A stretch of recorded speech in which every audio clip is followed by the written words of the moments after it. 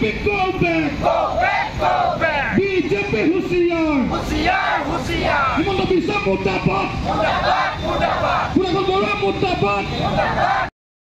Go back, go back. BJP Sarkar, hi, hi. Hi, hi, hi, hi. Himanta Duma last night. Last night, last night. BJP Husiar. Husiar, Husiar. Hara Hamra Gota Dalmia Zindabad. Zindabad, Zindabad. Dibugaj Hamra Gota Dalmia Zindabad. Zindabad, Zindabad. Hara Hamra Mohila Parikha Zindabad. Zindabad, Zindabad. Modak Janogosti Gati Hunkale Odisika Jonjoygoner Motoda Prodan Koro. Modak Janogosti Bidhayok Punakon Borua hai hai. Hai hai hai. BJP go back. Go back, go back. BJP Sarkar Murtabad. Murtabad, Murtabad. BJP Sarkar Husiar. Husiar, Husiar. Motok right Jagise. Jagise, Jagibo. Motok right Jagise. Jagise, Jagibo. No wasting, no rest. No rest, no rest. No wasting, no rest. No rest. কথা হল অদৰ্শ মটক যুৱ ছাত্ৰ সন্মিলনে মটক জনগোষ্ঠীৰ উন্নয়নৰ স্বাৰ্থত মটক জনগোষ্ঠীৰ যি সমস্যা যি প্ৰাপ্য দাবী এই দাবীৰ ক্ষেত্ৰত জন্মলগ্নৰ পৰা আন্দোলন কৰি আহিছে আৰু আমি আশাবাদী আছিলোঁ যে কেন্দ্ৰত বিজেপি নেতৃত্বাধীন চৰকাৰে যি প্ৰতিশ্ৰুতি দিছিল বা আমাৰ ৰাজ্যতো আছে বিজেপি চৰকাৰ হিমন্ত বিশ্ব নেতৃত্বাধীন তেওঁলোকৰ এটা প্ৰতিশ্ৰুতি আছিল যে মটক মৰাণ বিশেষকৈ ৬ জনগোষ্ঠীৰ যিটো জনজাতিকৰণৰ প্ৰক্ৰিয়াটো এটা পৰ্যায়ত চলি থাকিলেও সমান্তৰালভাৱে কিন্তু মটক মৰাণ আৰু চুতীয়াৰ যিটো জনজাতিকৰণৰ প্ৰক্ৰিয়া এই প্ৰক্ৰিয়াটোৰ ক্ষেত্ৰত কিন্তু কিছু অলপ এডভান্স পজিশ্যনত আছিল মানে আগবাঢ়ি আছিল কিন্তু কাৰ্যক্ষেত্ৰত দেখিছোঁ চৰকাৰৰ যিটো আচলতে হেৰি হ'ব লাগে মানে ৱৰ্কআউট কৰিব লাগে বা চৰকাৰে যিটো ষ্টেপ ল'ব লাগে জনজাতিকৰণৰ ক্ষেত্ৰত সদায় এটা কথা দোহাই দি থাকে যে ট্ৰাইবেল অৰ্গেনাইজেশ্যনবিলাকে মানে এক্সিষ্টিং ট্ৰাইবেল অৰ্গেনাইজেশ্যনে মানে হেৰি কৰি আছে মানে বাধা দি আছে যে মটক জনগোষ্ঠী বা মৰাণ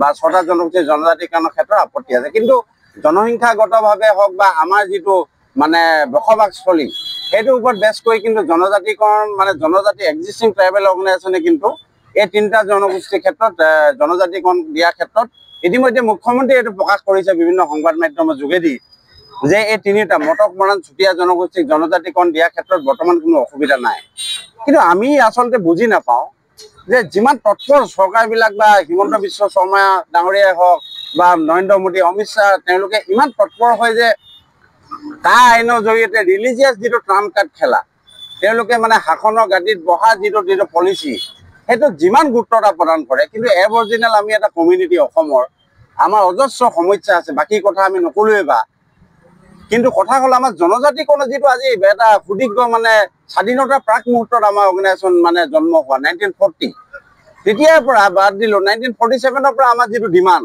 সেই ডিমাণ্ডটো মানে পূৰণ কৰাৰ ক্ষেত্ৰত বা আমাৰ প্ৰতি এটা মানে সদিচ্ছা তেওঁলোকৰ ৰাজনীতিকৰ যিটো মানে সততে দি থকা যিটো প্ৰতিশ্ৰুতি মানে এচুৰেঞ্চ যিটো আমাক আশ্বাস দিয়া এইবিলাক ক্ষেত্ৰত কাৰ্যক্ষেত্ৰতটো কেতিয়াবা কৰিব লাগে যে জনজাতিকৰণটো মটক জনগোষ্ঠীৰ জনজাতিকৰণ ইমান ৰাইজে হালা কৰি আছে বা তেওঁলোকৰ ৰাজনৈতিক অধিকাৰ লাগে শৈক্ষিক মানে আগবঢ়াব লাগে সাংস্কৃতিক তেওঁলোকৰ দায়িত্ব কৰ্তব্য হয় এইবিলাক গতিকে জনজাতিকৰণ কৰাৰ ক্ষেত্ৰত মই ভাবোঁ ইয়াৰ বিভিন্ন সময়ত কথা ওলাই থাকে যে অসমত মানে এতিয়াও বহুতো এইটো সবল উচ্চাৰণ হৈছে কথাটো যে যিটো মিয়াৰ যিটো উচ্ছেদ হৈছে মিয়াৰ উচ্ছেদৰ সময়ছোৱাত এটা কথা উত্থাপন হৈছে যে অসমখনক মানে আমাৰ সংৰক্ষণ কৰিবলৈ হ'লে ৬টা জনগোষ্ঠীৰ জনজাতিকৰণ কৰাৰ ক্ষেত্ৰত আজিৰ তাৰিখত কিন্তু অত্যন্ত প্ৰয়োজন কিয়নো অসমৰ মুঠ জনসংখ্যা যেতিয়া এক্সিষ্টিং ট্ৰাইবেল আৰু 6টা জনগোষ্ঠীয়ে যদি জনজাতিকৰণ পায় তেতিয়া কিন্তু আমাৰ মুঠ পপুলেশ্যনটো মানে নিয়েৰ এবাউট 60% হ'ব আৰু তেতিয়া অট'মেটিকেলি জনজাতিৰ বাবে সংৰক্ষণ হ'ব অসমখন ট্ৰাইবেল ষ্টেট হ'ব গতিকে এইটো ক্ষেত্ৰত চৰকাৰে আচলতে সদিচ্ছাৰে প্ৰকাশ কৰক এনেই শাসনৰ গাদীটো চকীখনত বহিবলৈ কিছুমান মানে ট্ৰাম্প কাৰ্ড খেলি কিছুমান ৰাজনীতিক মানে কূটনীতি যিবিলাক কূটনীতি কৰি কিনে অকল যদি শাসনৰ গাদীত বহা স্বাৰ্থতে ৰাজনীতি কৰিছে তেতিয়া কিন্তু আমাক হ'বলগীয়া আছে গতিকে আমি গণতান্ত্ৰিক সংগঠন হিচাপে আমাৰ প্ৰতিবাদ আমি অব্যাহত ৰাখিম আৰু জনজাতিকৰণ বিষয়টো মানে বহুত এটা গুৰুত্বপূৰ্ণ বিষয় আৰু আমাৰ হৃদয়ত থকা বিষয় মটক জনগোষ্ঠী ৰাইজৰ এটা হৃদয়ত আছে এইটো আৰু সেইটো মানে বহু দিনৰ পৰা আমাৰ এটা প্ৰজন্ম শেষ হৈ গ'ল সংগঠন কৰা 1940 পিছৰ পৰা সেই প্ৰজন্মটোৱে কিন্তু জনজাতিকৰণ নাপালে আমি আশাবাদী যে আমি অন্তত খুব সোনকালে চৰকাৰে দিয়া প্ৰতিশ্ৰুতিৰ ওপৰত বেছ কৰি গৈছোঁ ছেপ্টেম্বৰত এখন আসাম এডমিনিষ্ট্ৰেটিভ ষ্টাফ কলেজৰ মিটিং হৈছিলে মুখ্যমন্ত্ৰীৰ অধ্যক্ষতাত তেতিয়াও কৈছিলে যে উইদিন 6 months মটক উইল মানে able to get the ST status within 6 months কিন্তু আমি দেখা পালে একোৱেই নাই হোৱা। ছমাহ কি আজি 1.5 বছৰ মানে কেইটা ছমাহ পাৰ হৈ গ'ল। গতিকে আমি সজোৰে আজি অৱস্থান ধৰ্মঘটস্থলী বা এটাই কথা আহ্বান জনাব খোজো যে আৰু আমাক লৈ কিনে অন্তত ৰাজনীতিকৰণ নকৰিব, ৰাজনীতি নকৰিব। জনজাতিকৰণৰ বিষয়টো আপোনালোকে কা আইনখনক লৈ যেনে গুৰুত্বতা প্ৰদান কৰিছে বা ধৰ্মীয়ভাৱে আপোনালোকে যিমান মানে হিন্দু হিচাপে যিমান গুৰুত্বতা প্ৰদান কৰিছে, কিন্তু আমিও ইয়াৰ আদিম ভূমিপুত্ৰ হয় আমাৰো যিটো জনজাতিকৰণৰ দাবী আৰু আনুষংগিক আমাৰ সমস্যাসমূহ সমাধানৰ ক্ষেত্ৰত কিন্তু আপোনালোকে গুৰুত্বতা প্ৰদান কৰক। কাৰণ ইয়াৰ অনেক ঠাই মটক ৰাইজ যদি জাগে, মটক ৰাইজে যদি ৰাজপথলৈ ওলাই আহিবলৈ হয় কিন্তু কোনো নিষ্ঠা নাপাব। ইয়াকে আমি আহ্বান জনালো। সদৌ অসম মটক যুৱ ছাত্ৰ সন্মিলন ডিব্ৰুগড় জিলা সমিতিৰ পৰা এই আন্দোলন ঘোষণা কৰিছে। ইতিমধ্যে মটক যুৱ ছাত্ৰ সন্মিলনৰ কেন্দ্ৰীয় সমিতিৰ তৰফৰ পৰা আমি হাতখন জিলালৈ নিৰ্দেশ প্ৰদান কৰিছোঁ। যিহেতু মিষ্টাচাৰ যিখন চৰকাৰ, কেন্দ্ৰীয় চৰকাৰে হওক বা অসম চৰকাৰে হওক, এই চৰকাৰে আদিম মটক জনগোষ্ঠী অৰ্থাৎ আজি মটক যুৱ ছাত্ৰ সন্মিলনৰ দীৰ্ঘদিনীয় জন্মলগ্ন যি দাবী জনজাতিকৰণ, সেই বিষয়টো আজি এখন চৰকাৰে আমাক ফুলফিল কৰা নাই। সেইকাৰণে আমি আজি 3 ঘণ্টীয়া অৱস্থান ধৰ্মঘটে আমি প্ৰতিবাদ সাব্যস্ত কৰিছোঁ। যিহেতু আমি কেন্দ্ৰীয় চৰকাৰৰ লগত আৰু অসম চৰকাৰৰ লগত আমি বহুবাৰ আলোচনা হৈছে আৰু তেনেকৈ আমাৰ বহুবাৰ প্ৰতিবাদো হৈছে, কিন্তু মিষ্টাচাৰ কথা মানে অৰ্থাৎ মিছা কথা কোৱাও এটা সীমা আছে। অতিকৈ সীমা চেৰাই গৈছে। বৰ্তমান অসমৰ ৰাজনৈতিক প্ৰেক্ষাপটত বৰ্তমান চৰকাৰখনে বিভিন্ন ধৰণৰ তেখেতলোকে এই বস্তুটো ডাইভাৰ্ট কৰি পেলাই বিভিন্ন টনুগ্ৰাম হেৰিয়া ধৰণে জনসংখ্যাৰ ওপৰত যি ৰাজনীতি কৰি আছে আমি গৰিহণা দিছোঁ। যিহেতু মটক যুৱ ছাত্ৰ সন্মিলনৰ জনগোষ্ঠীটো আমাৰ যি জন্মলগ্ন দাবী, আমি প্ৰাপ্য আদৰ নকৰাকৈ আমি গণতান্ত্ৰিকভাৱে মটক যুৱ সদায় আন্দোলন কৰি যাম।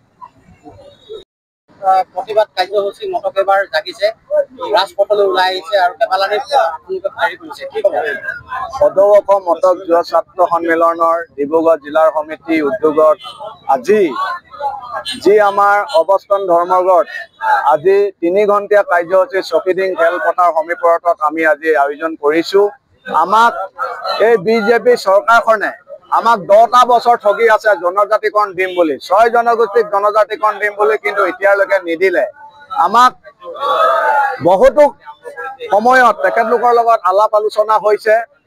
অসমৰ মুখ্যমন্ত্ৰী ডক্টৰ হিমন্ত বিশ্ব শৰ্মা ডাঙৰীয়াৰ লগত হৈছে, কিন্তু আমাক তেখেতে ইলেকশ্যনৰ আগত প্ৰতিশ্ৰুতি দিয়ে 6 জনগোষ্ঠী জনজাতিকৰণৰ দাবীটো যে আমি কেন্দ্ৰীয় চৰকাৰক অৱগত কৰিছোঁ, কেন্দ্ৰীয় চৰকাৰত আমি সদনত উত্থাপন কৰিছোঁ বুলি, কিন্তু আমি এতিয়ালৈকে এইটো বিশ্বাস কৰিব পৰা নাই।